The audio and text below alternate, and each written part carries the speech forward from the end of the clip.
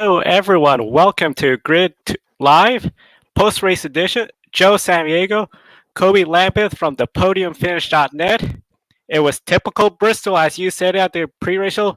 Bristol, baby. What do you thought of everything that happened today, Kobe?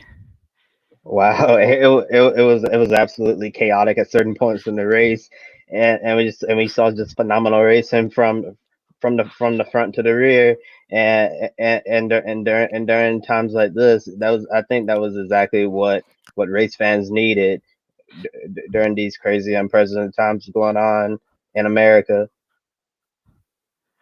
I very much agree. It was a very good race. It was something where it really was just a good distraction with everything going on. I know definitely it really felt like the old Bristol. I know in the pre-race show I had mentioned I feel like there was that energy coming back that this is Bristol. This is a short track. And I feel like it definitely delivered. Especially it felt a lot like the old races prior to the 2007 reconfiguration when they added progressive braking. Do you felt we're starting to see a little bit of the old Bristol again? After what we saw in today's race, it definitely feels like the old Bristol again, where you got to stick the chrome horn in there to get a position if that's what you decide to do as a driver. And as we know, these drivers aren't afraid to use the bumper to gain a position on the car ahead. Yes, definitely. It was a lot of beating and banging to try to get ahead. We'll definitely be getting into a little bit about how we did see towards the end two options to run, but definitely there was a lot of it where it was definitely a reminder of everything from prior to the 2007 season, where that bottom lane was the lane to be in. If you were in the bottom and you had a good handling car, you were hard to beat. But the big thing was staying out of trouble. And the trouble started really early. Lap 8, Ryan Newman spun out exiting turn 2. He was in 22nd position. And then shortly later, of course, we saw the competition caution. But then when we got to the green flag on lap 31, we saw Logano. He sort of made a big move, trying to first make the outside lane, the bottom lane work. While we did see a little bit of like the outside line, the very early stages seemed to be the faster line. Did you notice that as well? How the lanes changed at the very beginning? Absolutely. I mean, at the beginning of the race, you saw the drivers just using one lane, and then it kind of migrated a little bit. You had drivers running here, and here, all from top, middle, and bottom of the track, and also have it throwing lap cars in the mix when the leaders were coming through. It definitely made things more interesting. Yeah, it was very interesting. I know it was just one of those things where it was like, okay, a little bit in the pre-race show, we talked a little bit about how we were going to see the different lanes, what would happen. I know we had a pretty lengthy green flag. We got to that competition caution by lap 62. After lap 62, we then saw some more green flag racing, but then essentially Kyle Busch, one of the big things, and my pick for pick of winner during those lap 60 pit stops, had a speeding penalty, went towards the back. Ryan Blaney had the lead. Pretty much, he looked really strong. Then lap 105, we saw Blaney lose the lead to Chase Elliott, and this is when Chase was starting to show what he could do. At this point, did you saw Chase as a potential race winner, or do you think it was just early momentum from the prior weeks of racing? Oh yes, at this point in the race, I definitely thought Chase Elliott would have been a eventual contender for the win. As we saw later in the race, he was a contender for the win until we had the big moment, which is probably going to be the most talked about moment for the rest of the week, at least until we get to the next Cup race. And I felt that Chase Elliott was riding the momentum heading into his race, and it seemed like he was definitely going to be a contender for the win until that big oops moment. Yes, definitely looked like Chase was going to contend. And in fact, once we got to the end of stage one, Chase Elliott did win stage one. One of the big things we saw, Matt Benedetto, your pick to win, he had stayed out in one of the earlier cautions, going at 100 laps on the older tires, and essentially showing that if you had a good enough car, you could stay up front. did you felt, especially with this race, considering handling with the new aero package, the more downforce, that bottom groove, especially towards the end of stage one, looked like it was the dominant stage. Do you saw this as where this race was going to allow more options when it comes to strategies compared to Charlotte, where it felt like everyone was sort of the same cycle? Oh yes, with the different aero package. I know a lot of people say big motor, small blade equals the best racing, and I think this is exactly what we saw today. And also Bristol's a short track. When you add that into the equation as well, it seemed like at Charlotte it was very hard for them to pass due to the aero package. But the aero package that they have for the short track, 750 horsepower with less downforce and a smaller spoiler. I think that was definitely the recipe for success that we saw today at Bristol Motor Speedway.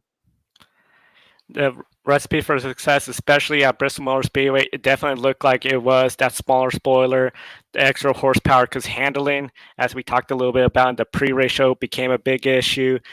Conserving tires, even though we did see long runs where folks had older tires and were able to stay out front. In fact, Ryan Blaney did stay out front after we got the green flag on lap 137.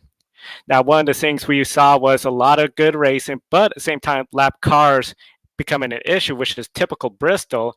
When you're doing 15-second laps, I think one of the best sayings was by the time the leader gets to turn two, you still have folks exiting, well, yeah, exiting turn four in the very back of the field. But also typical Bristol, we saw where you could get into somebody else's trouble that happened much further ahead. And we're talking about essentially the fifth caution today, and it was the big one.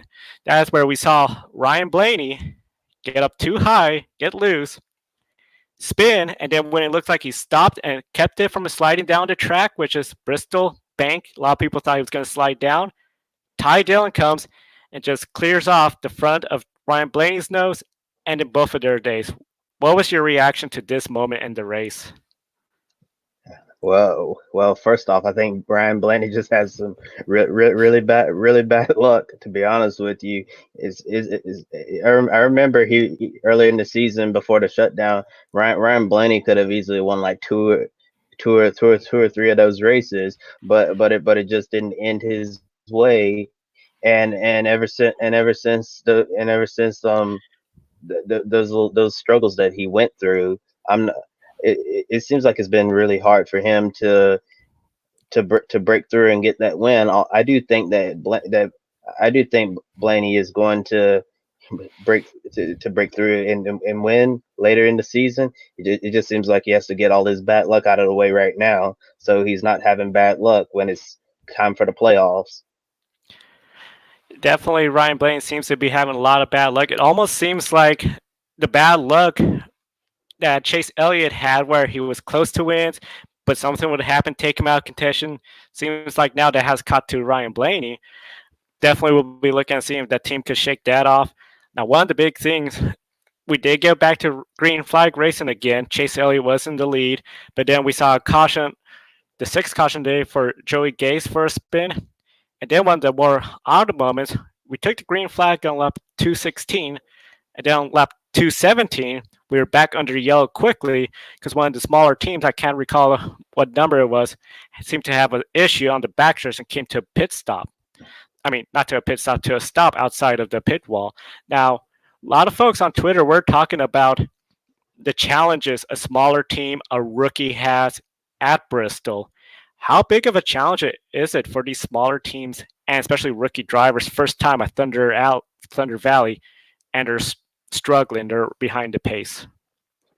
Oh Bristol is one of those tracks that you call a driver's track. It definitely separates the great drivers from the good drivers, and and at a track like Bristol for a rookie, running 500 laps in that Coliseum is definitely going to be a huge challenge for them. But as they get more laps and experience, it'll come to them naturally. And for some of the underfunded teams, if they stay out of trouble and catch the cautions at the right places, they can sneak.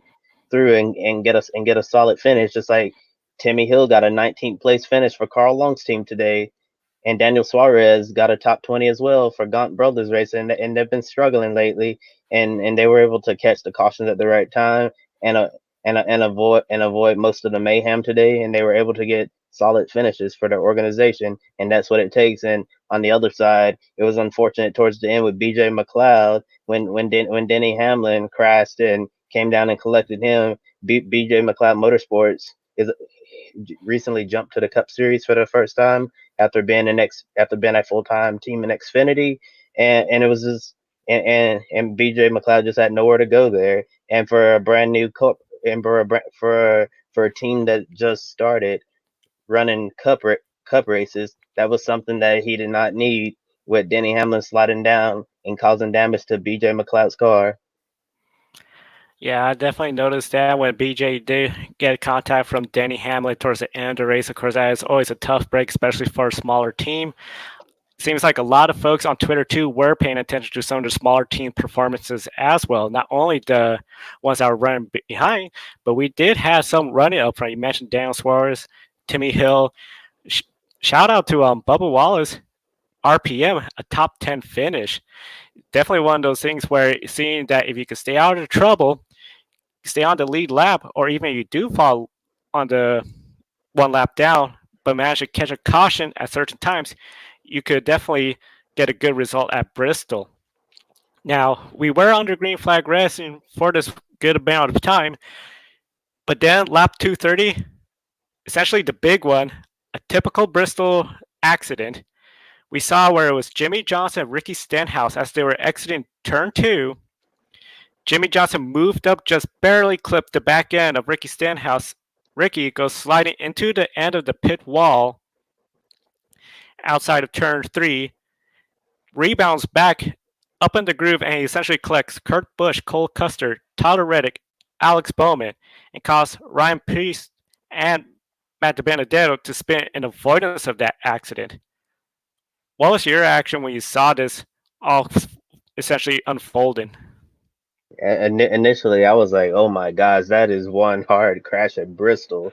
We've seen some multi-car crashes at Bristol like that before, but it's like it's been a while since we've seen something like that at Bristol, because when Ricky Stenhouse Jr. hit the wall and bounced back into traffic, that was a hard hit he took, and it was great to see everyone climb out their cars and be checked and released from the infield care center. And after looking at the FS1 replay, it looks like Matt Kenseth might have gotten in the wall, and then Ricky Stenhouse Jr. looked like he slowed up to avoid getting in the back of Matt Kenseth, and then Jimmy Johnson ju- just turned right and clip Stenhouse, ultimately ending the 47's day. But I think it was just one of those unfortunate racing incidents. Definitely it wasn't intentional at all. Definitely, I didn't feel like it wasn't intentional at all. It was a racing incident, as you pointed out. Matt Kenseth did seem to make slight contact or really got close to the wall, slowed up. That made Ricky Stenhouse check up. Jimmy Johnson probably didn't see that coming, made the contact. And it has been a while, as you mentioned, because at first it was when the camera shot Stenhouse hitting the wall, it was a really hard hit. And it has been a while. I know I said typical Bristol crash. It's been a while. I could remember in the past, like in the 90s, cars doing that slide, hitting the pit wall, sometimes bouncing up back into the track. But it's been a while since we saw anything like that. And it was a really hard hit for all the drivers. I know we were happy to see all the drivers were okay. Tough break for all of them, especially Alex Bowman seemed to be running really good at the time. He had some issues, did fall back. And that was one of the things, too, especially he had the issue where the team cross-threaded one of the lug nuts, putting him way in the back where all the trouble and mayhem has occurred. Overall, I know we talked in the pre-race show about the importance of pit stops and the pits. We saw a couple teams, drivers, put themselves in the back with speeding penalties.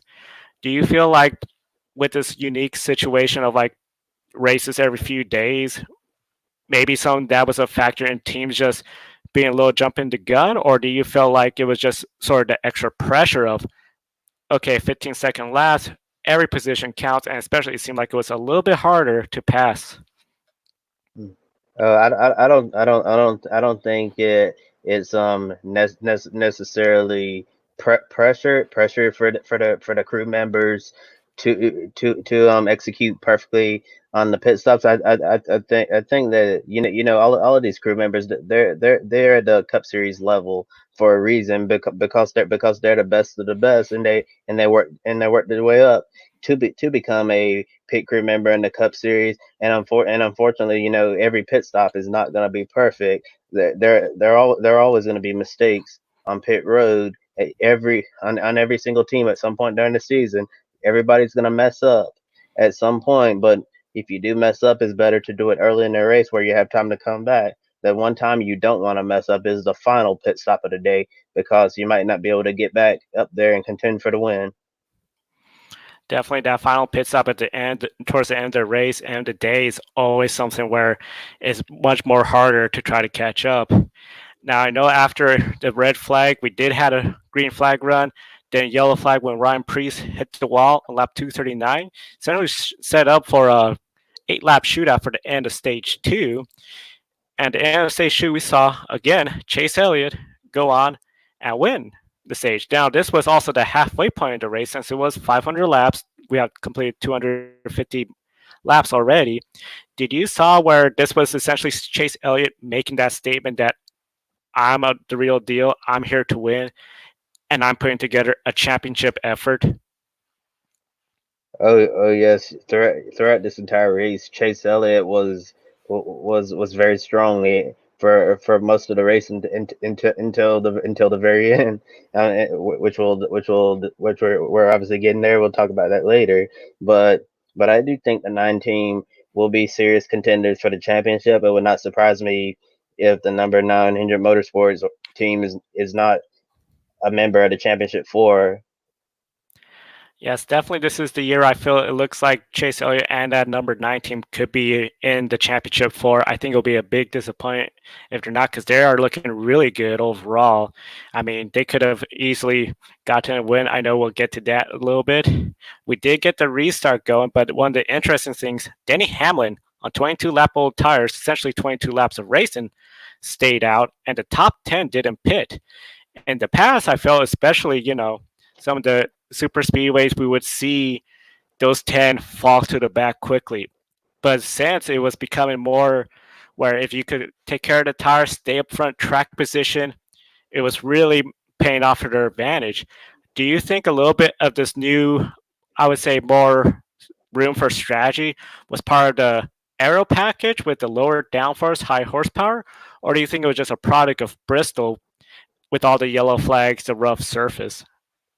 I think it was a little mixture of everything, because as I mentioned earlier, NASCAR didn't like what they saw last year with the short track package, so they made an adjustment, and got it a little bit closer to what they were running in, I believe, 2018, where you had the small spoiler and a lot less downforce than the high downforce package with 550 horsepower. And today they had 750 horsepower, and then Goodyear brought an excellent tire today that fell off, and Bristol is always going to be Bristol, and I felt like that those were the perfect ingredients for the exciting race that we saw today. It was a very exciting race. I know once we got the green flag, Denny Hamlin was able to keep staying ahead of his teammate Kyle Busch and other drivers. We did see essentially another caution, number 11, when Busher he had made contact with the wall down lap 269. The tire blew, caution flag came out. We got the green flag on lap 274, and then on lap 278, we saw Kyle Busch take the lead. With that lead, looked like he was going to grow it out some. And then with a pretty lengthy run on lap 329 is when we get the next yellow flag for Austin Dillon. He was running the top 10. He stayed out along with the other 10 cars that didn't make a pit stop in that prior caution, but the tire went out. Was pretty surprised to see. I know the tires seemed to last that long. Once we got going again, number 13 came out for Brian Newman. Again, too high, spun.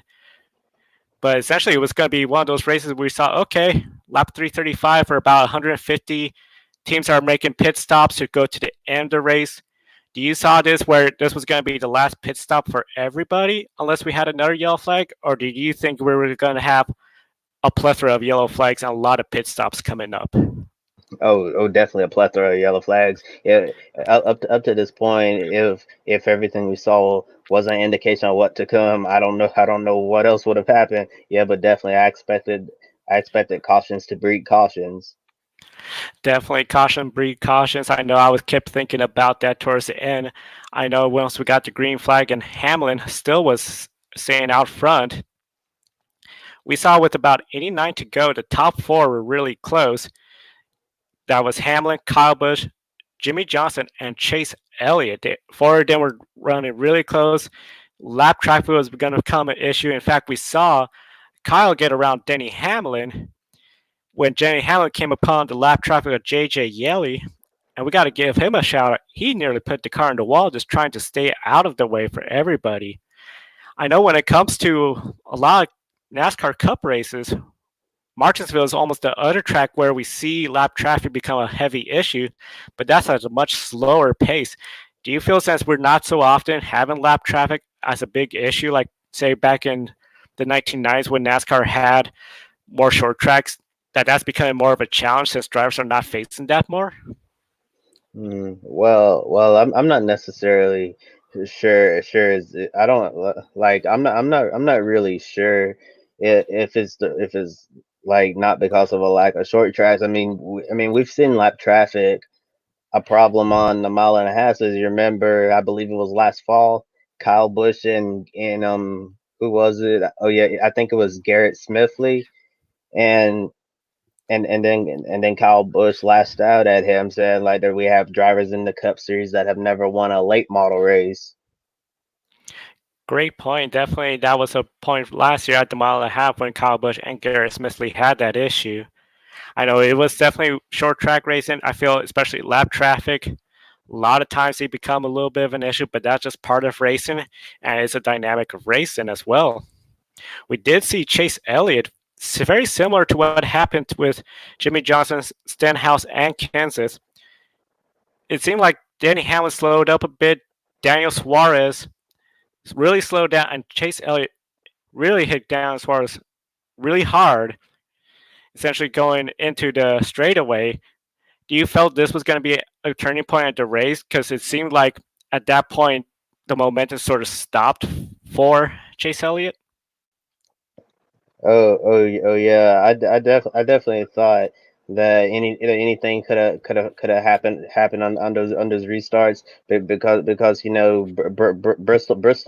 Bristol is a bull ring, is a short track. It's what I call the action track, and whoever came out clean at that point, I thought maybe they could have carried. I thought they maybe could have carried the momentum and until the next caution, and then the other competitors have a chance to be the ones in the catbird seat.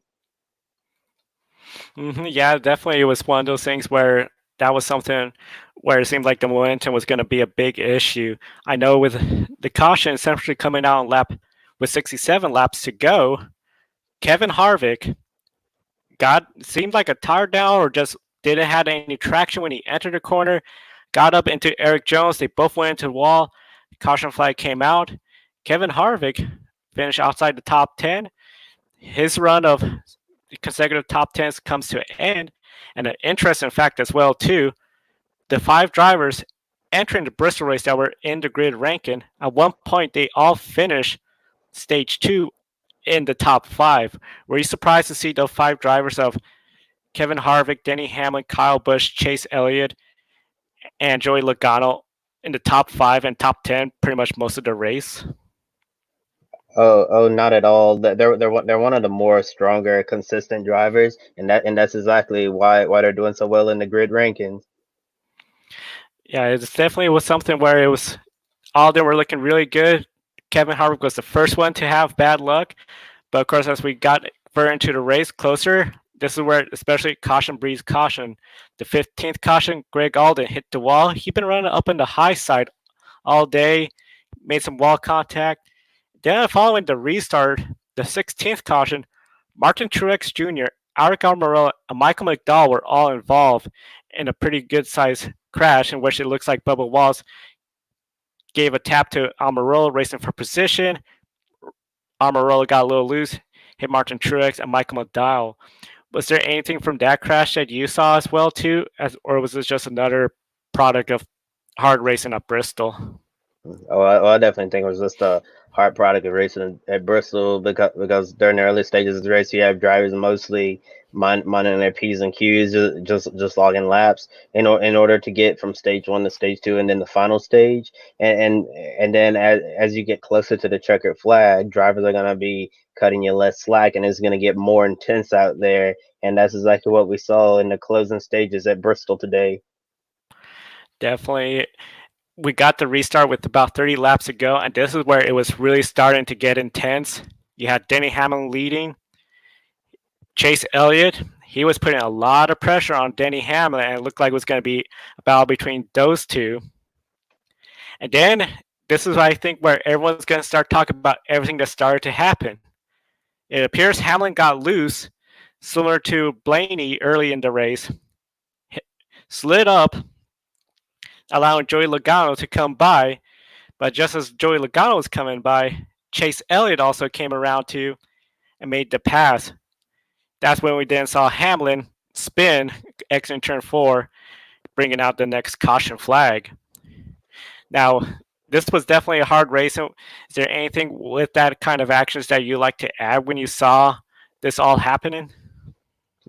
Well, my take on that incident is, hey, it's like, hey, we have like under 30 laps to go or whatever, and it's go time. We're gonna have to try to get to the front, get to the front, get the clean air while we can, and hopefully a caution will not come back out, and hopefully we can pull away and see the checker flag soon. But as you know, at Bristol, when you think you've seen the last caution, you haven't seen the last caution. So I think that was just a byproduct of two drivers fighting hard for a win in Thunder Valley.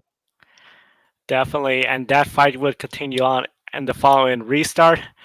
Joey Logano, Chase Elliott with the lead. Chase restart on the outside, but it seemed like Logano on the inside was able to make it work. He took the lead, but then Chase Elliott right away responded as they were exiting turn two. Chase was on the inside, but then when they got to turn three, both of them slid up into the wall. Wow, that was just something where I know I definitely stood up and yelled. What was your reaction when you saw this happen between Chase Elliott and Joey Logano? I was like, oh my gosh. First thing I'm thinking, I said, oh gosh, watch pit road after the race because somebody's gonna be mad. I mean, during this time on social distance, I didn't think that they were going to, throw down and fight, but definitely at the end of the race, I wanted cameras on those two cars to see what was gonna happen. But yeah, because basically that ruined their chance of winning the race. Either one of those cars were good enough to win today at Bristol, and unfortunately they both end up finishing 21st and 22nd. So I'd consider that a disappointing end of the day. Definitely a disappointing end of the day for both of them with 3 laps to go. I know one of the big things after that happened, Keselowski, he had gotten around Kyle Busch. He was on some fresher tires, taking advantage of an earlier caution. Him and Clint Boyer, who's been all over the place with bad luck, good runs, bad luck, good runs, bad luck, and now here he was. He ends up in second place almost out of nowhere. But Brad Keselowski goes on, takes the win. He joins Joey Logano, Denny Hamlin as the other winners that have won more than one race. What was your reaction to that finish of the race today? Oh, it was absolutely insane. All I can imagine if we were living in normal times again. Imagine what the crowd reaction would have been. Bristol would have been absolutely electric, and I guarantee, and I almost want to guarantee you if we were living in normal times, you might have seen a dust up between the 9 and 22 at the end of the race, because something like that would seem inevitable in normal times. Definitely. That was something where I feel the crowd would have just been going crazy with that finish. I know there have been a lot of Chase Elliott fans, probably cheering to see the move, but then just the shock and the screaming, all the emotions that you expect from race fans. And then, of course, it's Bristol. I definitely feel like for those folks that said Bristol has lost its touch after the repave job and the reconfiguration 2007, it seemed like it definitely got a lot of its, I guess you could say, got its groove back. Would you agree this was definitely a step towards the old Bristol? Yes, absolutely. We had 500. Yeah, we definitely had 500 laps of incredible racing today, and there was not a single dull moment that I saw from my perspective. It was just exciting for everyone to watch at home on their television. And if anybody was down in the dumps prior to watching the race, I'm pretty sure that they're grinning from ear to ear right now. A grin ear to ear. I know NASCAR has to be pretty happy too, and definitely I feel this will be very beneficial for Bristol Motor Speedway. Hopefully later in the summer, start selling tickets, and hopefully if the public is allowed to come back, depending on the situation, a capacity crowd at Bristol. There might be social distancing, so there'll be a smaller capacity. But to see a good sized crowd to be treated to a wonderful race at Bristol, that seems to be like definitely the old Bristol is back. Now, of course, with the grid ranking, with Kevin Harvick falling out, Denny Hamlin having his issues, Kyle Busch still managed to finish 10th place, and then Chase Elliott fell back when it comes to the grid ranking. We don't have the graphic set up right now, but of course, since only the NASCAR drivers are running, essentially we saw where the top four now are Scott McLaughlin, Jamie Whincup from the Australian Supercars, Sebastian Ogier, and Antonio Felix da Costa from Formula E. Denny Hamlin, he still has 14.52 points. He's ahead of Elfin Evans from World Rally Championship, Kevin Harvick, Brad Keselowski with 14.36, 14.19. Mitch Evans, Kyle Busch, 12.67. Chaz Mostert, Chase Elliott, Terry Neuville, Cameron Waters, and Lucas DeGrassi. Out of the five NASCAR drivers, since there were only five running, who was the biggest surprise when it came to performance today? Definitely think Brad Keselowski, because I definitely expected Brad Keselowski to be strong today, but I didn't think it was gonna be a Brad Keselowski type of day to go to victory lane. But as we saw, Denny Ham, I mean Joey Logano and Chase Elliott helped him out there, and Brad Keselowski was just at the right place at the right time. He drove around them, and he took home the checkered flag. Definitely right place, right time. He even mentioned about it during the post race interview he had. Post race interview, we did see Matt Yoakum talk to Joey Logano. Joey Logano said he had to get an apology out of Chase Elliott. We saw the two of them talk to each other. All of them were wearing masks. It seemed like the NASCAR official was right away there to remind Joey Logano, got to put your mask on. And by the way, we got social distancing. We don't want you to be on the newspaper for starting a fight because clearly that won't be social distancing. Overall, what do you thought of Logano's Chase Elliott? I know Logano said he had to get an apology out of him. Chase Elliott said that was hard racing. He felt pretty bad. Do you think this might be a future rivalry between the two? Well, I'm not sure if it'll be a future rivalry yet, because it's still fresh and new. But it seemed like Joey Logano was not happy at all with Chase Elliott when Joey Logano got out of his car and talked to Chase and then spoke to TV for the interview. It seemed like he still wasn't pleased with Chase Elliott. It seemed like he didn't like what Chase Elliott said. Joey Logano said basically he had to try to force an apology, and and Joey Logano just thought that the whole thing was very childish, and although I'm 21 years old right now, it makes me feel kind of old seeing Joey Logano as the more mature one in an altercation, because gonna just turn 30 years old. And I remember when he was just an 18-year-old kid, be, be, being being a younger one in a conflict, and reminds me when he got into the conflict with Kevin Harvick at Pocono about wearing the fire suit in the family incident. So it makes me feel kind of old and show I've been watching NASCAR for a very long time. Definitely, I remember young Joey Logano, brand new, the confrontation he had with Kevin Harvick, and definitely having to stand his ground, especially when he was with Joe Gibbs Racing. Some people felt like he didn't really earn it, especially that first win with a rain delay. Definitely, I feel like this is going to be something where the two didn't. They will probably race each other hard. I think they will sort of, definitely look past. Definitely, both of them have strong cars. Logano already has multiple wins. Chase Elliott could have had multiple wins.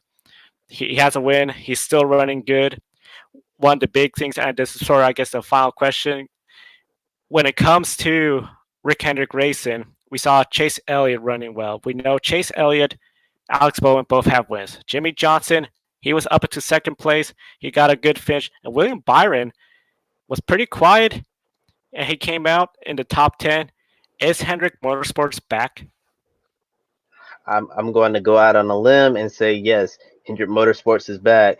That so far this season we've seen Hendrick Motorsports running way better than they did last year. Well, I mean, towards the end of last season, it seemed like Hendrick Motorsports had finally found something with the Camaro, with the ZL1 now, and then this year I moved to a new model, the ZL1 1LE, and it seems like whatever they learned late last year, that is translated over to the new body on the Camaro, and it seems like Hendrick Motorsports is back to being a weekly contender once again, like they were during Jimmy Johnson's 5 consecutive championships.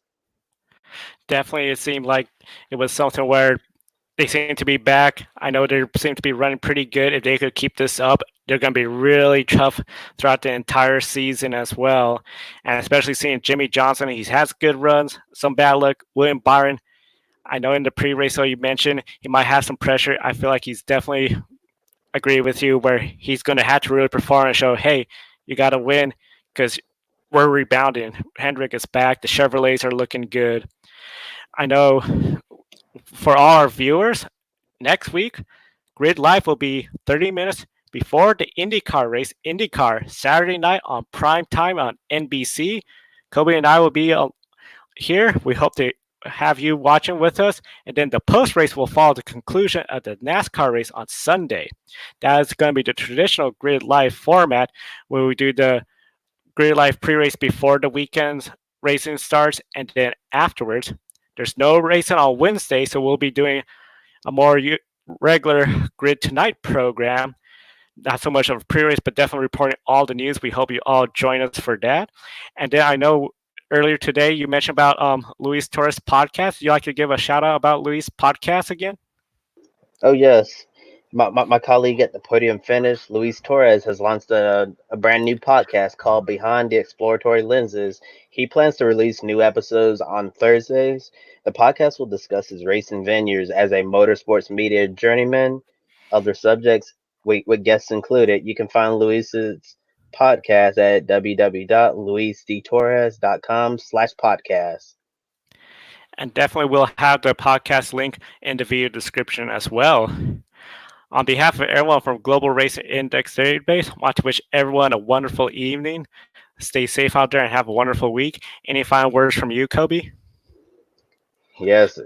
Today's race was just really good. I would give it an A plus. I think it had everything that all the viewers that love motorsports were looking for. We had the horsepower, the low downforce, had different strategies, and it also had drama as well. So all of that produced an excellent race. Definitely an A plus from my perspective. Definitely an A plus. I will definitely agree. We want to wish everyone a wonderful evening. Have a wonderful day, and we'll see you next time on Grid Tonight.